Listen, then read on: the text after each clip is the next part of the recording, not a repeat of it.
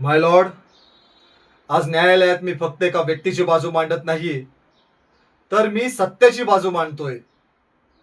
कारण कायद्याच्या पुस्तकात लिहिलेला प्रत्येक शब्द हा सामान्य माणसाच्या आशेचा किरण असतो. समोर बसलेल्या या व्यक्तीवर आरोप आहेत, पण आरोप म्हणजे गुन्हा नसतो. पुरावे, तथ्य आणि सत्य यांच्याशिवाय एखाद्याला गुन्हेगार ठरवणं म्हणजे न्यायाच्या मंदिरालाच कलंक लावणे होय. आपण अशा समाजात जगतो जिथे अफवा पुराव्यांपेक्षा अधिक वेगाने पसरतात आणि लोक न्यायालयाचा निकाल येण्याआधीच निकाल देऊन टाकतात.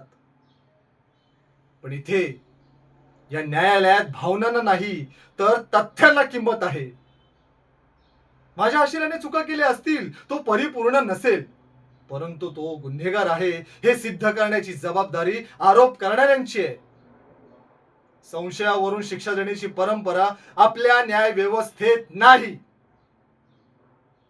माय लॉर्ड, आज जर एका निरपराध माणसाला शिक्षा झाली तर फक्त त्याचं आयुष्य उद्ध्वस्त होणार नाही, तर या न्यायालयावरचा विश्वासही डळमळीत होईल.